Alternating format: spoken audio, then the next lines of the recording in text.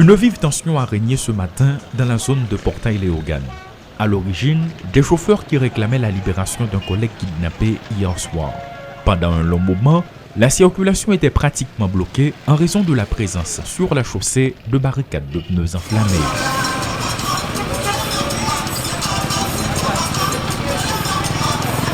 Peu après notre arrivée, des responsables de l'association des propriétaires et chauffeurs d'Haïti ont annoncé la libération du chauffeur qui assurait le trajet Jacmel-Port-au-Prince sans rançon.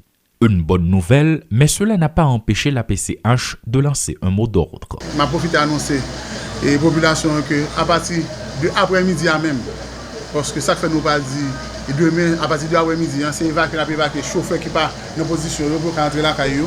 Nous avons un travail que nous avons fait et qui est capable de lever jusqu'à samedi. Moi, je dis qui est capable de lever. Dès l'après-midi de ce jeudi, tous les chauffeurs membres de la PCH observent donc un arrêt de travail. Se rendre dans le grand sud du pays, qui comprend environ 5 départements dans les prochains jours, risque d'être difficile.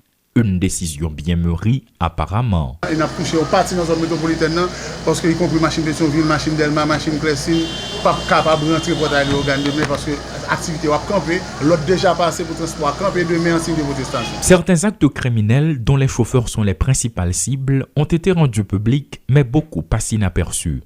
Et le plus important, affirme l'administrateur de la PCH, chaque jour qui passe amène un nouveau drame, que ce soit à la capitale ou dans les villes de province. Parce que là, on va kidnapper nous, ils fouillent matin, ils fouillent machine, ils chauffeur à tout passager, ils boussi, ils prennent tout le bagage passager. Là, nous pas dire que ça, la presse pas connaît.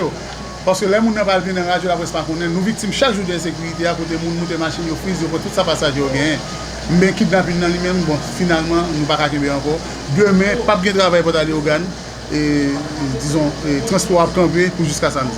Cet arrêt de travail va constituer un manque à gagner pour le secteur des transports en commun, reconnaissent les membres de la PCH. 3 jours sans toucher le volant d'un bus affectera énormément les revenus de ces professionnels de la route, mais c'est un risque à courir, insiste-t-il. C'est pour un arrêt de travail qui a fait le transport dans 10 départements, mais c'est un arrêt de travail qui va toucher 5 départements parce que Portail-Léogane, demain matin, pas aucune activité qui gagne à transport du tout. Jusqu'à samedi. Ce n'est pas la première fois que des chauffeurs se font kidnapper. Que ce soit dans la capitale ou dans les villes de province, c'est un véritable casse-tête pour les membres du secteur du transport en commun. Une fois de plus, ils sont montés au créneau ce matin pour dénoncer les actes de kidnapping. Et en guise de réaction, leur collègue qui a été kidnappé est relâché sans verser un sou selon leurs affirmations. Toutefois, ceci n'empêche pas cela. Ils comptent observer un arrêt de travail dès cet après-midi jusqu'à samedi, selon leurs témoignages. Elissi Diolassin et Rudolph Pierre-Louis pour Télémétropole.